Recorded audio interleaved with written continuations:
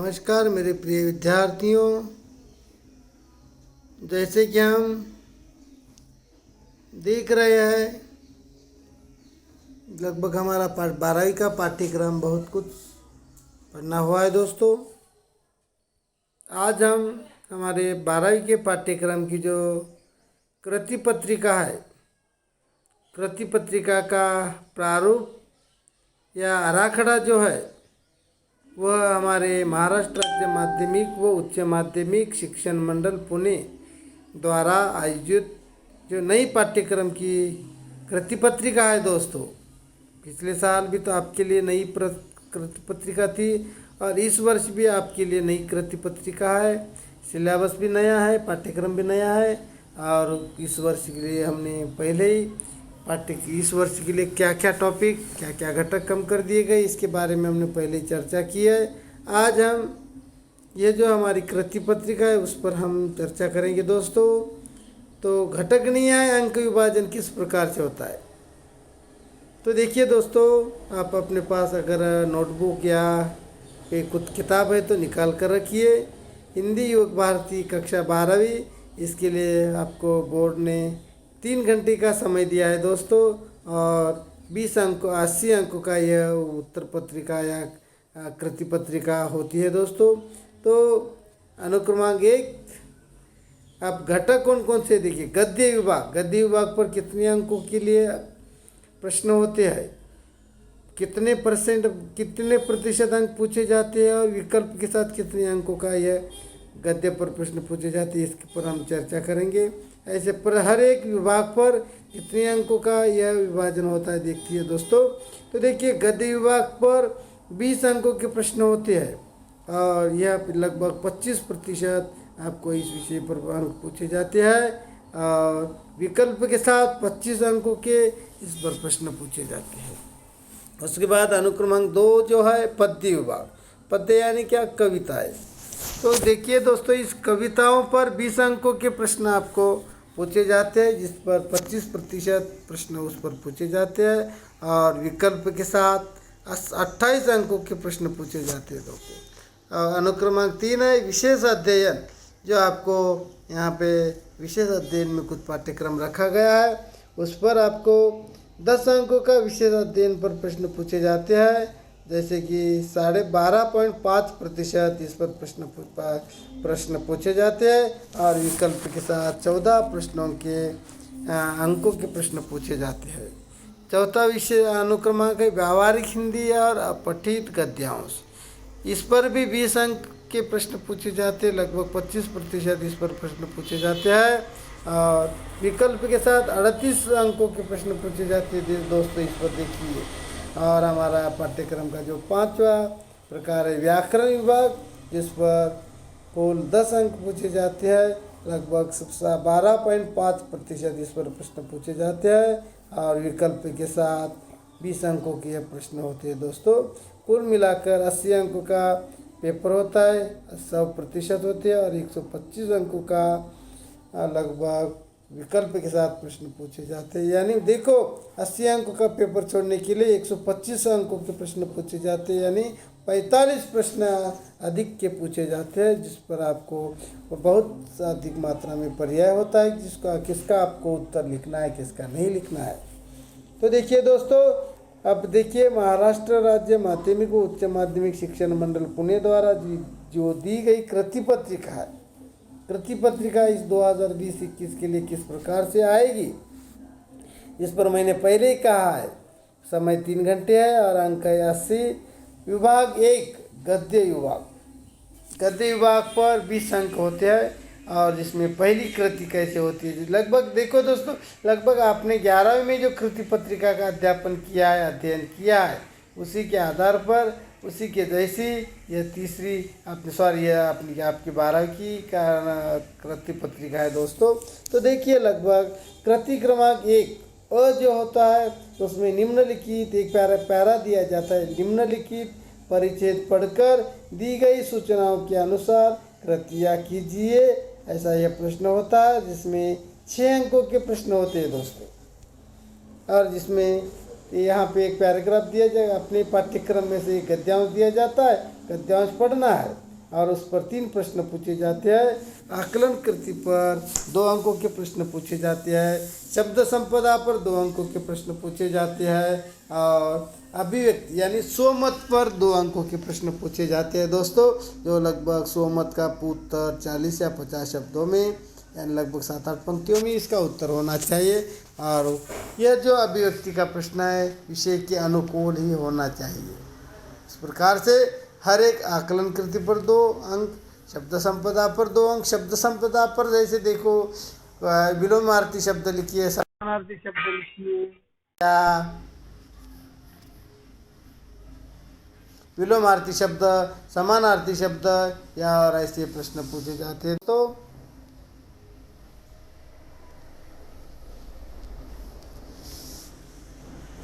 लिंगवचन, लिंग बदलिए, परिवार लिंग परिवर्तन कीजिए, समानार्थी शब्द वगैरह वगैरह ऐसे प्रश्न पूछे जाते हैं। इसके बाद कृति 1 आ देखिए दोस्तों, यह भी वैसे प्रश्न होता है जैसे कृति अ का होता है। निम्नलिखित परिच्छेद पढ़कर दी गई सूचनाओं के अनुसार कृतियाँ कीजिए। ये जो पैराग्राफ होता है लगभग 180 से 200 शब्दों में होता है दोस्तों।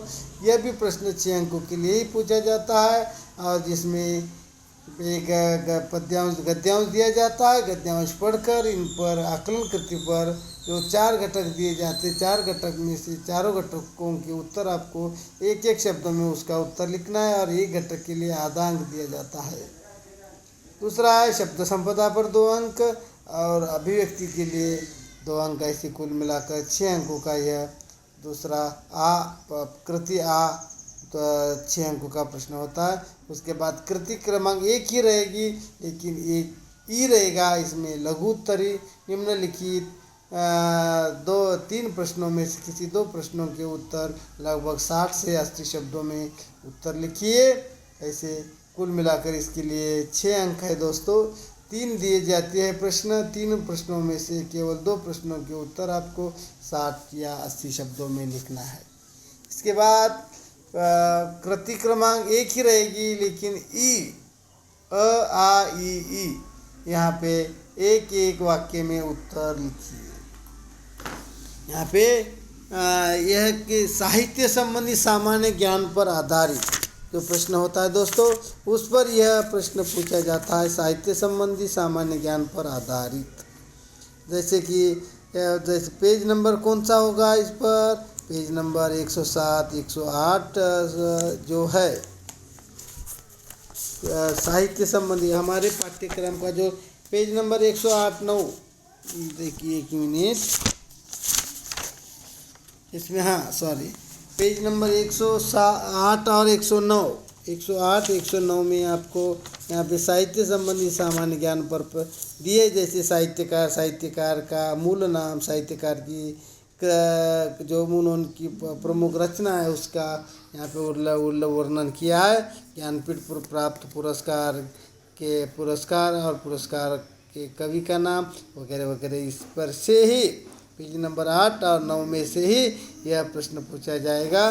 4 प्रश्न पूछे जाएंगे, 2 प्रश्नों के उत्तर लिखना है और अंक होंगे 2, कुल मिलाकर यह 6 और 2 ऐसे कुल मिलाकर विभाग 1 20 अंकों पर गद्य विभाग रहेगा। उसके बाद विभाग 2 पद्य विभाग पर भी 20 अंकों का प्रश्न रहेगा दोस्तों। इसमें कृति क्रमांक 2 रहेगी। अब यह कृति क्रमांक 2 पर प्रश्न इस प्रकार से पूछा जाएगा। अब पद्य यानी क्या, कविता है जो तुम्हारे पाठ्यक्रम की, जैसे पहली प्रेरणा कविता है, 15 अगस्त है, उसके बाद भक्तिकालीन काव्य है, भक्तिमय माया बाल लीला, ऐसे कवियों में से ये प्रश्न रहेंगे। निम्नलिखित पद्यांश पढ़कर निम्न दी गई सूचनाओं के अनुसार कृतियाँ कीजिए। इस प्रकार से पहला अ रहेगा, कृति क्रमांक 2 अ प्रश्न पूछा जाएगा। इसमें भी 6 अंकों का ये प्रश्न है। आकलन कृति पर 2 अंक, शब्द संपदा पर 2 अंक और अभिव्यक्ति के लिए 2 अंक। अब यह आकलन कृति, शब्द संपदा, अभिव्यक्ति जैसे हमने 11वीं में भी अच्छी तरह से समझ कर लिया है, अब इस पर डिटेल्स में जाने की आवश्यकता नहीं है। उसके बाद कृति क्रमांक 2 आ रहेगा, यह भी वैसे रहेगा। निम्नलिखित निम्नलिखित पद्यांश पढ़कर दी गई सूचनाओं के अनुसार कृतियाँ कीजिए। इसके लिए भी अंक 6 ही है दोस्तों। आकलन कृति पर 2, शब्द संपदा पर 2 और स्वमत या अभिव्यक्ति पर 2। स्वमत या अभिव्यक्ति का उत्तर 40 या 50 शब्दों में ही लिखना है दोस्तों, याद रखिए। उसके बाद कृति क्रमांक 2 अब यहाँ पे ये प्रश्न थोड़ा सा नया लाया है, रसास्वादन का यह प्रश्न रहेगा दोस्तों, रसास्वादन। अब इसमें कोई एक 2 कविताएं दी जाएगी, 2 कविताओं में से किसी एक कविता का आपको रसास्वादन करना है और जिसके लिए अंक है 6। अब रसास्वादन के लिए 4 मुद्दे दिए जाएंगे। कविता का नाम, कवि का नाम, कोई कविता दी जाएगी, कवि का नाम लिखना है, कवि का पसंद की पंक्तियाँ लिखने हैं, पसंद का कारण लिखना है वगैरह वगैरह। ये सभी 6 अंकों के लिए रसास्वादन करना है। हमने 11वीं में अच्छी तरह से देखा ही है। और उसके बाद प्रश्न कृति क्रमांक 2 बड़ी ई, एक वाक्य में उत्तर लिखिए। यह भी सामान्य साहित्य संबंधी सामान्य ज्ञान पर आधारित थी। ये प्रश्न पेज नंबर 8-9 से 108-109 में से ही पूछे जाएंगे। 4 प्रश्न पूछे जाएंगे, 4 प्रश्नों में से 2 प्रश्नों के उत्तर आपको लिखना है दोस्तों। अब ये विभाग जो तीसरा है, विशेष अध्ययन। विशेष अध्ययन विभाग 3, अंक है 10। देखिए दोस्तों, यहाँ पे विशेष अध्ययन पर कृति क्रमांक 3 पूछा जाएगा। पद्यांश यहाँ यह भी ऐसे रहेगा, निम्नलिखित पद्यांश पढ़कर लगभग निम्नलिखित पद्यांश, यानी ये देखो, अब ये विशेष अध्ययन में जो कनुप्रिया विषय पर टॉपिक घटक दिया है, तो विषय नया घटक है कनुप्रिया पर यह प्रश्न पूछा जाएगा। कनुप्रिया पर ही 10 अंकों के प्रश्न रहेंगे और कनुप्रिया में से यहाँ पे एक पद्यांश दिया जाएगा और पद्यांश पढ़कर सूचना के अनुसार कृतियाँ करना है। अंक है 6। और उसके बाद जैसे 6 का विभाजन इस प्रकार से, आकलन कृति पर 2 अंक, शब्द संपदा पर 2 अंक और अभिव्यक्ति पर 2 अंक। उसके बाद कृति क्रमांक 3 ही रहेगा। यहाँ पे कनुप्रिया पर लघु उत्तरीय प्रश्न पूछा जाएगा। निम्नलिखित प्रश्नों के उत्तर 2 से निम्नलिखित प्रश्नों में से किसी 2 प्रश्नों में से किसी एक प्रश्न का उत्तर 80 से 100 शब्दों में लिखिए और अंक है 4। उसके बाद विभाग 4, व्यावहारिक हिंदी, अपठित गद्यांश और पारिभाषिक शब्दावली, अंक है 20 दोस्तों। यहाँ पे कृति क्रमांक 4 रहेगा। यहाँ पे व्यावहारिक हिंदी विभाग 4 के लिए कृति 4 पूछी जाएंगी। कृति क्रमांक 4 यहाँ पे निम्नलिखित प्रश्नों में से निम्नलिखित प्रश्नों के दीर्घोत्तरी उत्तर लिखिए। लगभग 100 से 120 शब्दों में उत्तर लिखना है और यह प्रश्न है 6 अंकों के लिए। अब दीर्घोत्तरी के अथवा में देखिए दोस्तों, यहाँ पे एक परिच्छेद दिया जाएगा और उस परिच्छेद वह परिच्छेद लगभग 180 से 200 शब्दों में रहेगा और उस पर 3 प्रश्न पूछे जाएंगे। आकलन कृति पर, शब्द संपदा पर और अभिव्यक्ति पर। ये तीनों का 2-2 अंकों के लिए अंक विभाजित किया जाएगा। उसके बाद कृति क्रमांक 4 ही रहेगी। यहाँ पे लघु उत्तरी प्रश्न पूछे जाएंगे दोस्तों 80 से 100 शब्दों में, इसका उत्तर लिखना है। और यहाँ पे 2 प्रश्न दिए जाएंगे, 2 प्रश्नों में से किसी एक प्रश्न का उत्तर आपको लिखना है। उसके बाद सही विकल्प चुनकर वाक्य फिर से लिखिए। यह व्यावहारिक हिंदी के पाठ पर ही आधारित रहेंगे। बिल्कुल आसान है और इसके लिए अंक है 4। उसके बाद कृति क्रमांक 4 ही रहेगी। छोटी, ये अपठित परिच्छेद पूछकर, यहाँ पे अपठित परिच्छेद पूछा जाएगा जो अनसीन पैसेज कहा जाता है दोस्तों, जो आपने पाठ्यक्रम के बाहर का, जो आपने वह पद्य कभी पढ़ा नहीं है, ऐसा पद्य यहाँ पे पूछा जाएगा। ये प्रश्न इस प्रकार से रहेगा, निम्नलिखित अपठित गद्यांश को पढ़िए और दी गई सूचना के अनुसार कृतियाँ कीजिए। इसमें भी 3 प्रश्नों का 6 अंकों का यह प्रश्न रहेगा। 6 अंकों का विभाजन इस प्रकार से है, आकलन कृति पर 2, शब्द संपदा पर 2 और अभिव्यक्ति पर 2। उसके बाद बड़ी ये देखिए दोस्तों, इसमें पारिभाषिक शब्दावली, जैसे हमने पिछले साल भी है पारिभाषिक शब्दावली ली है। पारिभाषिक शब्दावली में 8 पारिभाषिक शब्दावलियाँ दी जाएगी। 8 में से 4 पारिभाषिक शब्दावली आपको लिखना है। एक पारिभाषिक शब्दावली के लिए 1 अंक, कुल मिलाकर 4 अंकों का यह प्रश्न रहेगा। इस प्रकार से विभाग 4 के अंकों का विभाजन किया जाएगा। उसके बाद विभाग 5 देखिए दोस्तों, व्याकरण विभाग है जो 10 अंकों का प्रश्न इस पर पूछा जाएगा और कृति रहेगी 5 कृति क्रमांक 5 काल परिवर्तन करके वाक्य फिर से लिखिए। पिछले साल भी हमने भक्तिकाल, भूतकाल, वर्तमान काल, भूतकाल और भविष्य काल पढ़े हैं। जैसे इसमें 4 प्रश्न दिए जाएंगे। 4 में से सूचना के अनुसार 2 वाक्यों को परिवर्तित करना है, अंक है 2। उसके बाद रहेगा अलंकार।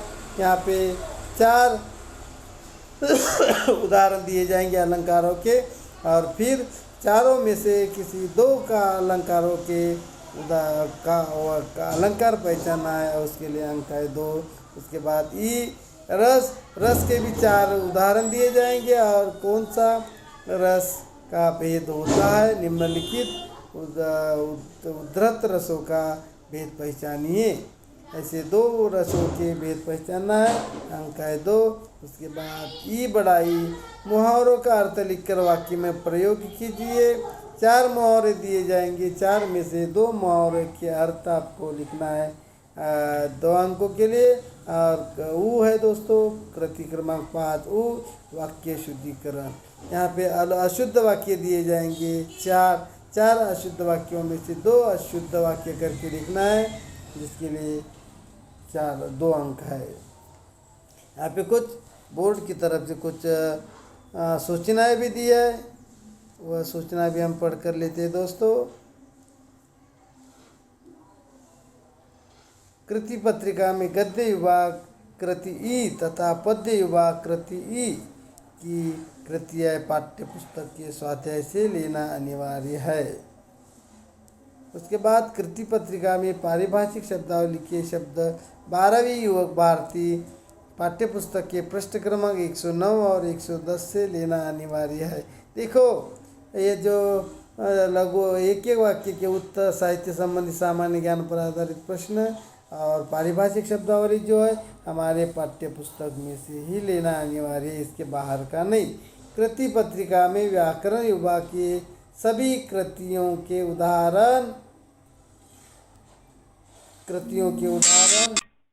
उदाहरण वाक्य पुस्तक पाठ्य पुस्तक से लेना अनिवार्य, जैसे काल परिवर्तन, अलंकार, रस, वाक्य शुद्धिकरण, मुहावरे आदि के लिए। इस प्रकार से यह हमारे पाठ्यक्रम की